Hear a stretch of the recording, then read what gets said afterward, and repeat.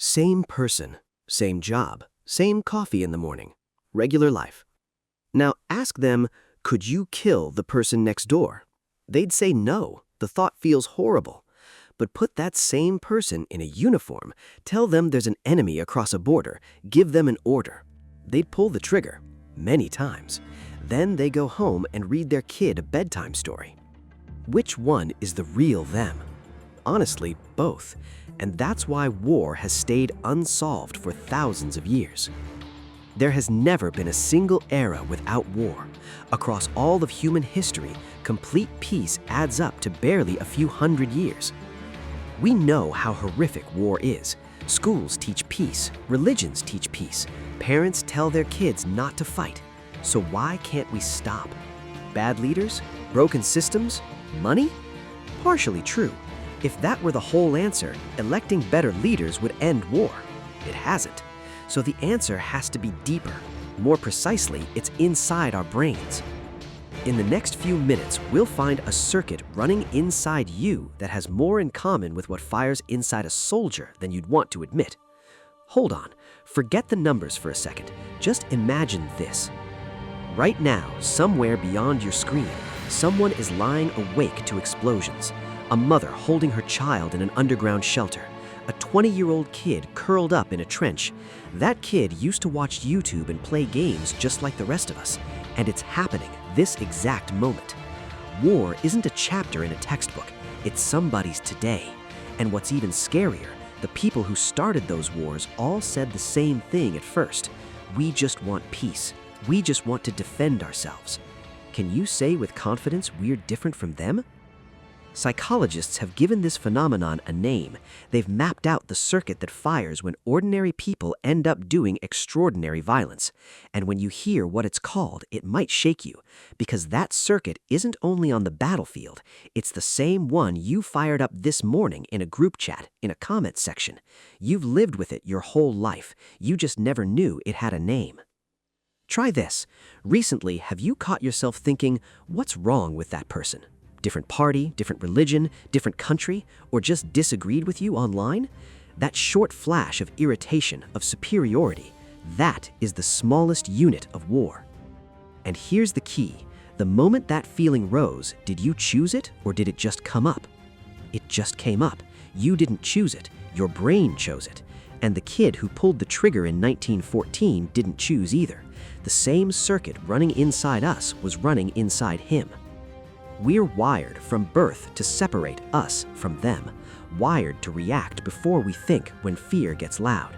The problem is that wiring was designed for spears and arrows, and now we have nuclear weapons in our hands. When my favorite team loses, I get annoyed. When someone on my side gets criticized, I get defensive before hearing the argument. Same circuit, just different intensity. When you see a comment online from the other side, something pulls at you to reply. Same route. The only difference is, in the comments, you tap a keyboard. On the battlefield, you pull a trigger. In psychology, this has a name. It's called in-group bias. That's the circuit. The same one that fires when you reply to a stranger online is the engine behind every war we've ever had. Different scale, same wiring. Your group looks more rational, more moral. The other group looks more threatening. And this isn't learned. Babies as young as 6 months prefer people who look like them and speak the same language. We're wired this way as a species. Now add fear. Daniel Kahneman described 2 systems, a fast, automatic one and a slow, analytical one. In front of a threat, the fast one fires first. The amygdala lights up, and the prefrontal cortex, careful judgment, only catches up later, way later. Evolutionarily, that makes sense.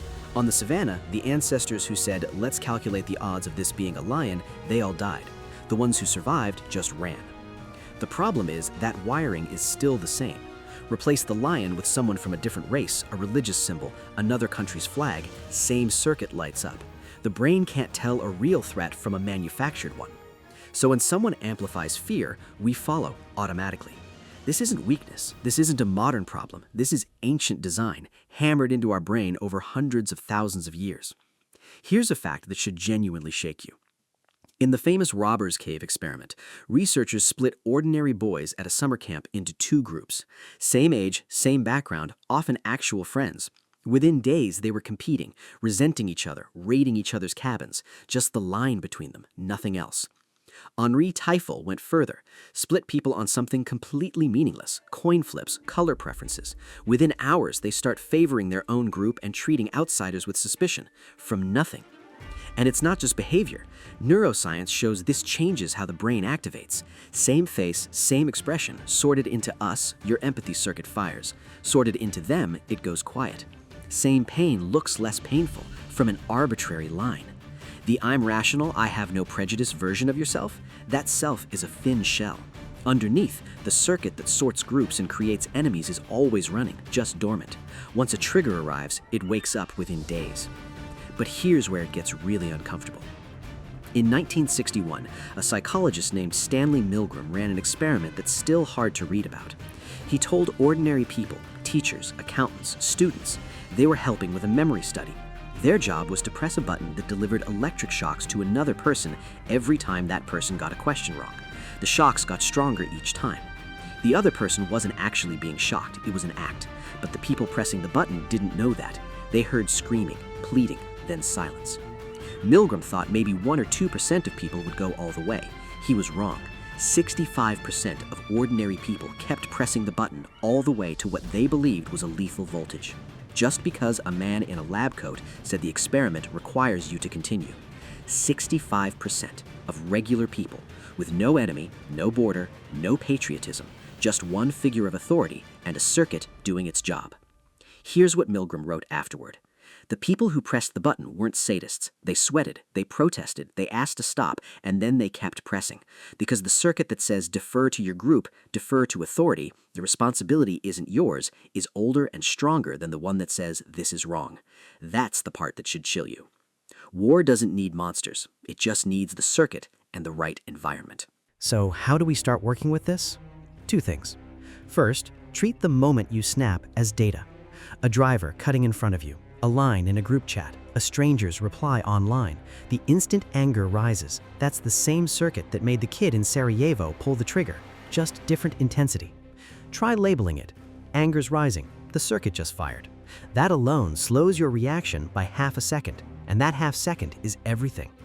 Second, deliberately scramble your sense of us. The more single-layered your identity is, the more dangerous you become. Only your nationality, only your political side, only your religion. The narrower it gets, the stronger the circuit grows for turning others into enemies. Split it on purpose. I'm from this country, and a friend, and a reader, and someone who loves cats. If one of those friends is from the wrong side, even better. Every mass killing in history began with narrowing people's identity down to one. These 2 are just the start. They get you out of automatic and into noticing. Noticing is half the work. Most people believe they'd never take part in a war. They're not bad people, so war must be the story of crazy people far away. But Milgram's button was pressed by 65% of ordinary people. The circuit that fires inside a soldier fires inside you every time you snap at a stranger online.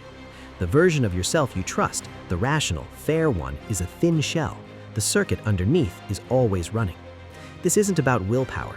You can't out-willpower hundreds of thousands of years of evolution. But knowing the circuit exists is the first move that matters, because everything that comes next starts with seeing it clearly. The circuit is the default. The question is whether we leave it on default. In the next video, we'll go further. If the circuit can't be turned off, and it can't, then peace isn't something we will into existence. It's something we design, and design has rules. Until then, start watching for the circuit. It's already firing today. You just have to catch it. That's science applied.